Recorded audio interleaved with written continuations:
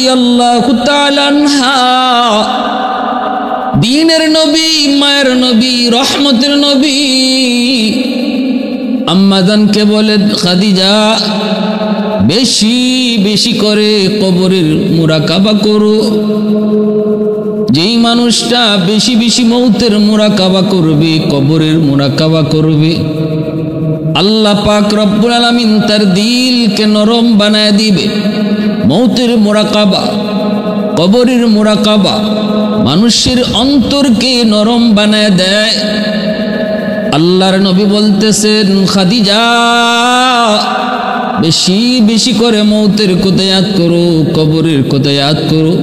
কবর বড় ভয়ঙ্কর, এমন এক ভয়ঙ্কর জায়গা। হয় কবর কারো জন্য হবে জান্নাত, নয়তো কারো জন্য হবে জাহান্নাম। আল কবরু রাউযাতুম মিন রিয়াদিল জান্নাহ আও হুফরাতুম মিন হুফারিন নার। আম্মা জান তিনি কবরের মুরাকাবা করেন। রাসূল বলেন, আকসিরু যিকরা হাদিমিল লাযযাতিল মাউত। বেশি বেশি করে মৌতের কথা ইয়াদ করো, যে মৌত চিরদিনের জন্য তোমার সকল আশা, সকল ভরসা, সকল চাওয়া পাওয়া সব কিছু মুহূর্তের ভিতরে যেই মৌত শেষ করে দেয়, ওই মৌতের কথা তুমি বেশি বেশি করে ইয়াদ করো। আম্মা জান মুরাকাবা করেন। এর আল্লাহর গোলাম, মুরাকাবার আমল যার তৈরি হয়ে যায়, এই মানুষটা ধ্যানে বসলে পড়ে অচেনা অজানা অদেখা অনেক বিষয় তার চোখের সামনে ভেসে যায়। যখনই একজন মানুষের দিলের ভিতরে, মনের মধ্যে মুরাকাবার আমল তৈরি হয়, সুফিয়ানে কেরাম এটাও একটা সবক দেন। নফল নামাজ, নফল জিকির আজকারের ভিতর এটাও একটা সবক তারা দেন। দিনের কোনো একটা টাইমে, কোনো একটা সময়ে, কোনো একটা টাইমে ধ্যানে বসে আল্লাহ পাকের সৃষ্টি নিয়ে একটু মুরাকাবা করা, কবরের কথা ইয়াদ করা, মৌতের কথা ইয়াদ করো। মা ছিল, বাবা ছিল একদিন, আজ তারা দুনিয়াতে নাই।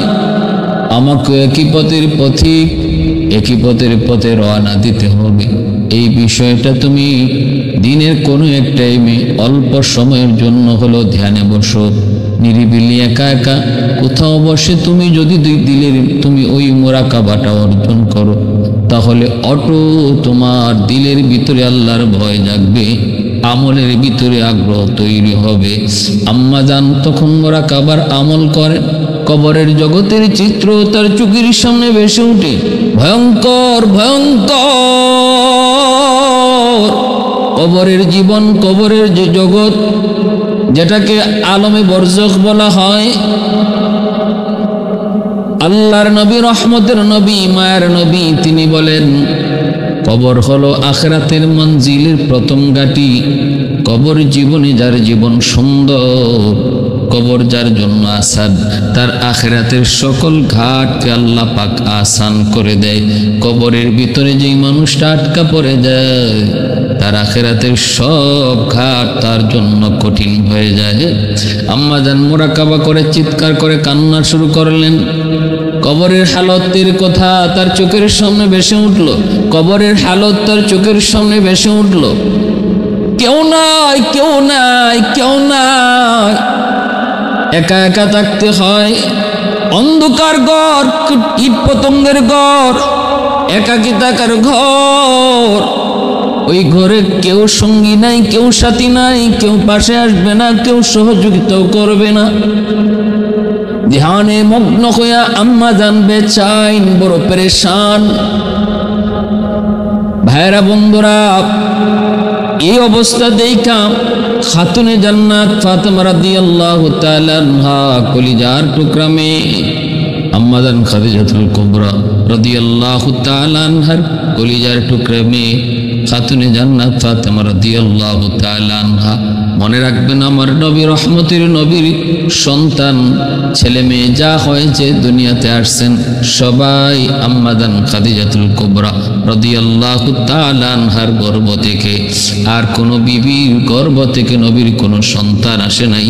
তবে একজন সন্তান ইব্রাহিম, তিনি মারিয়া কিপ্তিয়ার গর্ভ থেকে এসেছিলেন।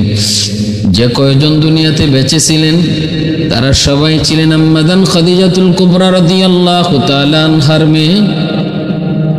খাতুনে জান্নাত দৌড়ে নবীর কাছে চলে গেলেন। আব্বাজান, আম্মা তো পেরেশান, আম্মা তো কান্না করে করে অস্থির। কেন মা এত পাগল, কেন মা এত কান্না করে করে বেচাইন হলো? আমি জানি না, আমি বুঝি না। বাবা আপনি আসেন। নবীজি মদিনার মসজিদ থেকে নবীজি দৌড়ে হুজরার ভিতরে ঢুইকা দেখেন আম্মাজান কান্দেন। নবী বলতেছেন, খাদিজা। আল্লাহর নবী, রহমতের নবী দৌড়ে ঘরের ভিতরে ঢুকলেন। ঢুইকা দেখেন আম্মাজান কান্না করে। আম্মাজান কান্না করেন। নবী বলতেছেন, খাদিজা, ও খাদিজা, কেন কান্না করো? কান্নার কারণ কি? আম্মাজান মক্কাতেই ইন্তেকাল করেছেন। নবী হিজরতের আগে, আল্লাহর নবী হিজরতের আগে মক্কায় থাকতেই আম্মাজান খাদিজাতুল কুবরা রাদিয়াল্লাহু তাআলা আনহা ইন্তেকাল করেন। রসুলের কাছে যখন এই খবর খাতুনে জান্নাত যায় পৌঁছান, খাতুনে জান্নাত ফাতেমা রাদিয়াল্লাহু তাআলা আনহা তখন ছোট্ট বালিকা। রসুল দৌড়ে এসে সান্ত্বনা দিয়ে বলেন, খাদিজা কেন কান্না করো? কান্নার কারণ কি? আম্মাজান আরো কান্না শুরু করলেন, নবী গো, আমি কবরের মুরাকাবা করেছিলাম আপনার কথায়। কবরের মুরাকাবা করতে যে আমি পেরেশান, আমি ভয়ে ভীত, অনেক ভীত হয়ে পড়েছি, আমি আতঙ্কিত হয়ে পড়েছি। ওগো নবীজি, আমি চরম আতঙ্কিত। আল্লাহর নবী বলতেছেন, খাদিজা ভয় পেও না, কান্নার কোনো কারণ নাই, টেনশনের কোনো কারণ নাই। আমি নবী তোমাকে সান্ত্বনা দেই, তুমি কান্না করবা না। ইনশাআল্লাহ কবর তোমার সাথে খারাপ কোনো আচরণ করবে না। কিন্তু আম্মাজান বলেন, না গো নবী, আমি শান্ত হতে পারবো না। তবে দুই শর্তে আমি কান্না বন্ধ করব, দুই শর্তে আমি কান্না বন্ধ করব। যদি আপনি দুই শর্ত মানেন, যদি আপনি দুই শর্ত পালন করেন। আল্লাহর নবী, রহমতের নবী বলেন, শর্ত কি? আম্মাজান তিনি কে? ইসলামের সর্বপ্রথম যিনি কালেমা পড়ে মুসলমান হলেন, তিনি কোনো পুরুষ নন। যুবক, ইসলামের ছায়াতলে সর্বপ্রথম যিনি কালেমা পড়ে মুসলমান হয়েছেন, তিনি কোনো পুরুষ নন, তিনি একজন মহিলা। তিনি কে? এই উম্মতের জননী, আমার নবীর সর্বপ্রথম বিবি, যার জীবদ্দশায় রসুল আর দ্বিতীয় কোনো বিয়ে করেন নাই, যার জীবিতকালীন সময়ে নবী দ্বিতীয় কোনো বিয়ে করেন নাই। এত মায়া, এত মহব্বত। মক্কার সবচেয়ে একজন ধনী নারী, মক্কায় যাকে ডাকা হতো তাহেরা, পবিত্রা বলে। শুধুমাত্র সম্পদের মালিক তা নয়, চারিত্রিক দিক দিয়েও আম্মাজান ছিলেন পূত পবিত্র। সম্পদও ছিল অনেক, সুন্দরের দিক দিয়েও ছিলেন অতুলনীয়। তখনকার সময় আম্মাজানের চেয়ে সুন্দর আরবে আর কেউ ছিল না। এত সুন্দর, এত সুন্দর। আম্মাজানের টাকা পয়সা, সম্পদ, সহায় সম্পদ এত বিশাল ছিল। মক্কায় এমন কোনো গরিব মানুষ নাই যে মানুষটা আম্মাজানের কাছ থেকে সহযোগিতা পায় নাই, আম্মাজানের কাছ থেকে কোনো সাহায্য নেয় নাই, এমন কোনো মানুষ মক্কায় ছিল না। এজন্য মক্কার মানুষ ওনাকে অত্যন্ত শ্রদ্ধা করত, ওনাকে অত্যন্ত সম্মান করত, ওনাকে পূত পবিত্রা করে তারা ডাকত। এজন্য আম্মাজান তিনি তার সকল সম্পদ বিয়ের পর আমার নবীর কাছে ইসলামের খেদমতে তিনি দান করেছিলেন। আর নবীজি এক মুহূর্তে সকল সম্পদ অভাবগ্রস্ত আর দরিদ্র মানুষের ভিতরে নবী সকল সম্পদ দান করে দিয়েছিলেন। নবীজি আম্মাজানের সহায় সম্পদ থেকে একটা সুতা পর্যন্ত রসুল নিজে ব্যবহার করেন নাই। সকল সম্পদ তিনি অসহায় মানুষের মধ্যে দান করে দিয়েছিলেন।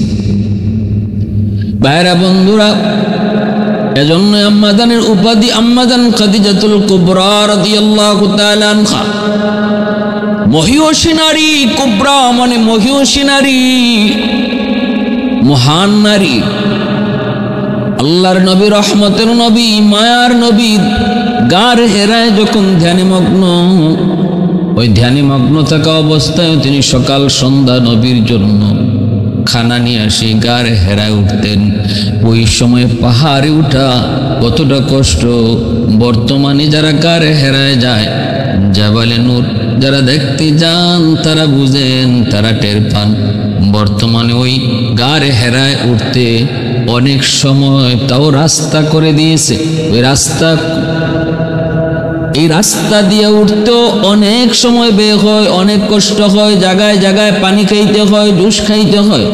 কিন্তু সেই সময়, যেই সময় আমার নবী ধ্যানে মগ্ন, তখন ওই গার হেরায় উঠতে কোনো রাস্তা ছিল না। পাহাড়ের উপরে পাথরের উপরে পা দিয়া পাথরের উপরে পা দিয়া ওই জায়গায় যা পৌঁছতে হতো। আম্মাদান খাদিজাতুল কুবরা রাদিয়াল্লাহু তাআলা আনহা সেই এত উঁচু পাহাড়টা তিনি পাথর বেয়ে বেয়ে নবীর কাছে নিয়ে সকাল সন্ধ্যা দিনে 2 বার খানা নিয়ে হাজির হতেন আল্লাহর নবীর পাশে। আল্লাহর নবীর কাছে জিব্রাইল আমিন গারে হেরায় বসা। ওই অবস্থায় আম্মাদান আসতেছেন। জিব্রাইল কয়, নবী গো, ওই যে আপনার প্রিয়তমা স্ত্রী খাদিজা আসতেছে। আল্লাহর নবী বলতেছে, জিব্রাইল, আমার খাদিজাকে তুমি চিনো? বলে, নবী গো, আমি শুধু না, আকাশের সকল ফেরেশতারা আপনার খাদিজাকে চিনে।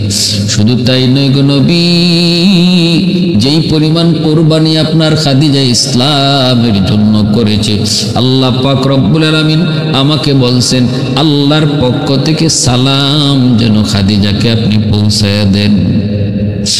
এত সম্মান, এত ইজ্জত, দুনিয়ার থাকতেই যিনি জান্নাতের সার্টিফিকেট পেয়েছেন, দুনিয়ার থাকতেই যিনি জান্নাতের সার্টিফিকেট পেয়েছেন, আল্লাহর কাছ থেকে যিনি সালাম পেয়েছেন, ওই আম্মাজান কবরের কোথায় আগ করে যখন পাগল একদম বিচলিত, তখন মায়ের নবীকে বলতেছেন, নবী গো, যদি 2টা শর্ত আপনি আমার মানেন তাহলে আমি কান্না বন্ধ করব।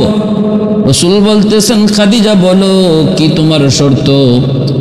1 নম্বর শর্ত হলো গো নবী, আমার ইন্তেকালের পর আপনি আমার জানাজার নামাজ আপনি নিজে পড়াবেন, আপনি আমার জানাজার নামাজের ইমামতি করবেন।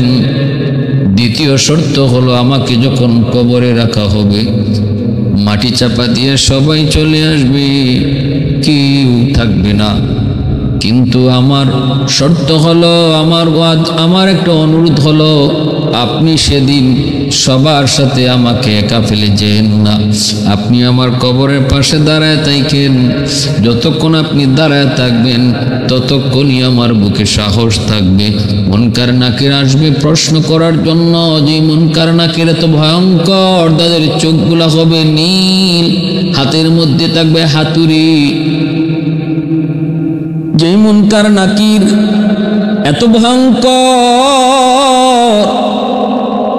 তাদেরকে দেখলেই মানুষের ভিতর থেকে ভিতরে পানি থাকে না, এত ভয়ঙ্কর, চোখগুলা নীল, হাতে হাতুড়ি, যেন চোখ দিয়ে আগুনের স্ফুলিঙ্গ বের হয়। এই মুনকার নাকির যখন আমাকে প্রশ্ন করবে, প্রশ্ন করার আগেই তাদেরকে দেখে আমি ভীত হয়ে পড়ব। কিন্তু যদি আপনি আমার কবরের পাশে দাঁড়ায় থাকেন, আমি খাদিজা ভয় পাব না। আল্লাহর নবী বলতেছেন, খাদিজা, আমি দুটা শর্তই মানলাম, তোমাকে আমি কথা দিলাম, কান্না বন্ধ করো, আমি তোমার জানাজার নামাজ পড়াবো, আর মুনকার নাকিরের প্রশ্নের জবাব দেওয়ার আগ পর্যন্ত আমি রাসূল তোমার কবরের পাশ থেকে যাব না। ভাইরা বন্ধুরা, আমার রাসূল কয়, আল কবরু রাউযাতুম মিন রিয়াজিল জান্নাহ আও হুফরাতুম মিন হুফারিন নার। হযরত উসমান গনি রাদিয়াল্লাহু তাআলা আনহু থেকে বর্ণিত মুসলিম শরীফের হাদিস।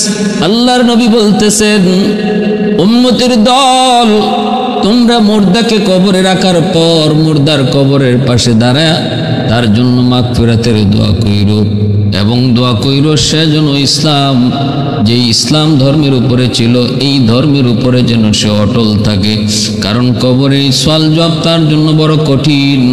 তাকে তোমরা কবরের উপরে দাঁড়াইয়া দোয়া করে সহযোগিতা কইরো। রসুল বলছেন তোমরা তার জন্য দোয়া কইরো আর বইল তুমি যেই ধর্ম থেকে গেছো এই ধর্মের উপরে আল্লাহ যেন তোমারে মজবুত রাখে, অটল রাখে।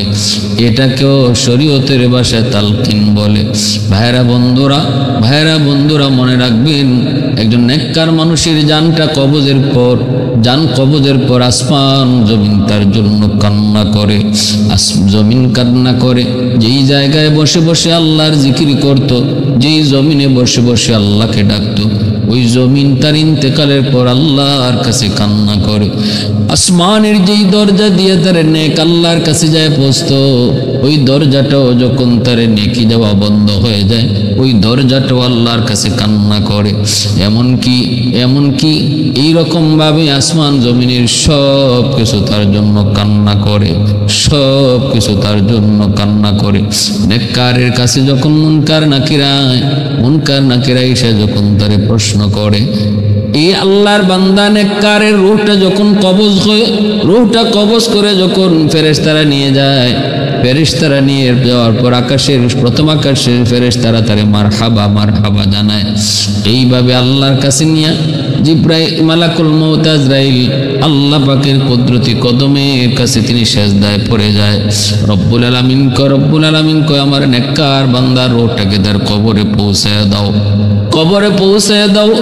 ভাইরা বন্ধুরা, ওই অবস্থায় তার মৃত ব্যক্তির ওই মৃত জায়গা থেকেই মানুষজন যখন তাকে নিয়ে কবরের দিকে রওনা দিবে, 500 জন ফেরেশতা তার নেককার মানুষের লাশটার পাশে দাঁড়ায় তাকে সহযোগিতা করে। হাদিস শরীফে এসেছে যে মানুষগুলা তারে ধোয়ায়, ওই ধোয়ানোর কাজেও ফেরেশতারা তারে সহযোগিতা করে। এই মুর্দা নেককার মানুষটা যখন কাঁধ ফেরানো হয়, ফেরেশতারা তাকে কাঁধ ফেরানোর জন্য সাহায্য করে। এমনকি কাফন দাফনের কাজেও ফেরেশতারা সাহায্য করে। কবর পর্যন্ত নিয়ে যাওয়ার সময় দুদিকে 500 জন ফেরেশতা মারহাবা কয়া তার দোনো পাশে লাইন ধরে দাঁড়িয়ে থাকে। একজন ভিআইপি মানুষ যাওয়ার সময় যেমন দোনো পাশে মানুষ তারে গার্ড অফ অনার দেয়, এইভাবেই ফেরেশতাগণ কবর পর্যন্ত সারিবদ্ধ হয়ে দুই দিকে দাঁড়ায় থাকে আর তাকে গার্ড অফ অনার দেয়, সম্মান জানায়, তার জন্য আল্লাহর কাছে দোয়া করে। এইভাবে তারে নিয়ে কবরে রাখা হয়। ভাইরা বন্ধুরা, তখন মুনকার নাকির আসেন, আয়েশা যখন বলেন বিইজনিল্লাহ আল্লাহর হুকুমে উঠেন, আপনাকে আমরা 3টা প্রশ্ন করব, প্রশ্নের জবাব দেন। ভাইরা বন্ধুরা, ওই অবস্থায় তাকে নির্ভয় দেয়। ডান দিকে তার নামাজ, বাম দিকে তার রোজা, মাথার দিকে হলো কোরআন তেলাওয়াত, আর যাবতীয় আমল তার পায়ের দিকে আইসা হাজির হয়। নির্ভয় দেয়, আল্লাহর বান্দা ভয় পেও না, আমরা তোমার সঙ্গে আছি। ফেরেশতা মুনকার নাকির প্রশ্ন করে, ওই অবস্থায় প্রশ্নের জবাব সে সঠিক দেয়। মার রাব্বুকা ওয়া মা দীনুকা ওয়া মান হাযার রাজুল আল্লাযী বুইসা ফীকুম ইউকালু লাহু মুহাম্মদ। 3টা প্রশ্নের সঠিক জবাব দেয় আল্লাহ, রব আমার আল্লাহ, ধর্ম আমার ইসলাম, আর নবী আমার মুহাম্মদুর রাসূলুল্লাহ সাল্লাল্লাহু আলাইহি ওয়াসাল্লাম। তখনই আল্লাহ পাক রব্বুল আলামিনকে আমার বান্দা সত্য বলেছে, সাদাকা আবদি, আমার বান্দা সত্য বলেছে। অতএব তার কবরকে তার জন্য প্রশস্ত করে দাও, জান্নাতি বিছানা বিছায় দাও, আর জান্নাতের দিকে তার জন্য একটা সুড়ঙ্গ করে দাও, যেন জান্নাত থেকে সে সুঘ্রাণ কবরে শুয়ে শুয়ে পাইতে পারে, কবরে শুয়ে শুয়ে যেন সে পাইতে পারে। আর জান্নাতি পোশাক তারে পরাই দাও, আলবিসুহু মিনাল জান্নাহ ওয়াফতাহু লাহু ইলা বাবিন ইলাল জান্নাহ, জান্নাতের দিকে একটা দরজা করে দাও। ভাইরা বন্ধুরা, এইভাবে নেককার মানুষটার জন্য তখন এই প্রশ্নের সঠিক জবাব দেওয়ার পর ফেরেশতারা উপরের দিকে তাকাও, উপরে তাকাইলে একদম জান্নাত পর্যন্ত দেখতে পায়, বলে ওই জান্নাত হলো তোমার ঠিকানা। নিচের দিকে তাকাও, নিচের দিকে তাকাইলে জাহান্নামের আগুন দেখতে পায়। মুনকার নাকির কয়, আল্লাহ তোমাকে ওই জাহান্নামের আগুন থেকে তোমাকে বাঁচাইছে। मौत को समझाए गाफिल इख्तिताम जिंदगी, मौत को समझाए गाफिल इख्तिताम जिंदगी, दर हकीकत मौत है सुबह हयात जिंदगी, दर हकीकत मौत है सुबह हयात जिंदगी। ভাইরা বন্ধুরা, এজন্য বলতেছিলাম নেককার আল্লাহর বান্দা যখনই তারে কবরে রাখা হয়, কবরটা তার